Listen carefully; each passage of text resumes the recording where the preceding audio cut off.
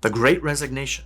It's a phenomenon that started in the middle of the COVID pandemic and is now responsible for millions of Americans voluntarily exiting their jobs. In fact, at its peak in July 2021, it's been reported that there were over 11 million job openings in the US. And according to a Bankrate job seeker survey done in August 2021, 55% of the workforce say that they're likely to look for new employment in the next 12 months. That same study alludes to the fact that there's a paradigm shift going on right now, where employees are indexing more towards personal freedom and life satisfaction, resulting in job seekers valuing flexibility above all other considerations in their new prospective jobs. We're no longer just easily accepting the given conditions of our employment. In this day and age, the workforce is standing up for what they want, and it's happening across almost every sector and industry. And in today's session of Daniel's Brew, we'll explore 3 key realizations that's led to this new movement, and how it's changing the landscape of employment, likely for the long term. Welcome back to Daniel's Brew, where I talk personal finance, investing, and career development. So, as I mentioned, there are 3 key realizations that have fueled this interesting shift, which we call the Great Resignation. First, the pandemic proved that work from home can actually work, made possible by the accelerated shift in the focus and progression of digital transformation. According to this KPMG article, the pandemic has accelerated the rate of digital transformation in the workplace by years, with conferencing technology like Zoom and Microsoft Teams leading the way, and the rapid growth of nascent digital business models like DoorDash and Peloton following closely by. We've also seen mega retailers like Amazon and Walmart fast-track the enhancement of their e-commerce capabilities, driving even more sales and revenue than before the pandemic.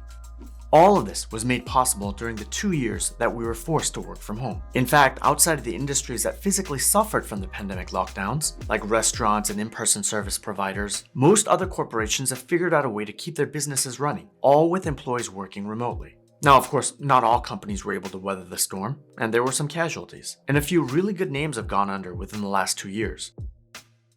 But a good majority of the companies out there have learned to adapt and grow within this new environment, and they are now emerging with even more resilience and fervor than ever. The pandemic basically proved out what we were suspecting all along, that it's possible to have a productive workforce working outside of the office. Secondly, as the pandemic started to extend longer than anyone had expected, and this work remote situation started to become less and less temporary, both companies and prospective employers started to realize that location was no longer a barrier to finding and matching good talent to needed open jobs. I mean, in the last 2 years, we've all been working from home anyways. And it didn't matter whether you were working from home 5 minutes away from the office or 5 states away from the office. The engagements and the experiences of working remotely were exactly the same. So, as a result, companies started to enable more of their roles to be remote possible, and more prospective job candidates started to expand their searches to out-of-state positions. And so, as you can imagine, that opens up a lot more opportunities in the job market. And so what everyone has come to realize is that if you were ever thinking of leaving your current employment or transitioning to a different role for any reason, then now is potentially the best time to do it. And lastly, the social media economy has just exploded during this pandemic period. You see, in the early 2000s, social media was just getting started, with only a handful of creators actually creating useful or entertaining content.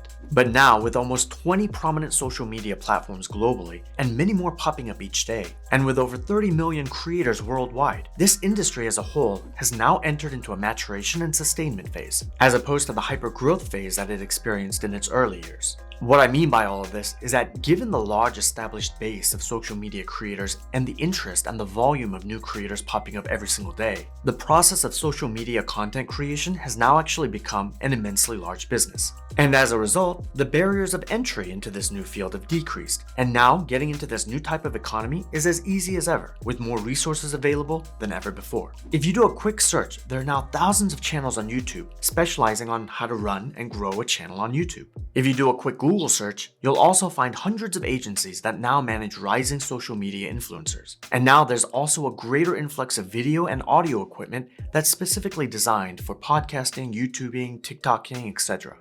These are just a few of the examples of new processes and businesses that are geared towards helping new aspiring creators start their journey into social media.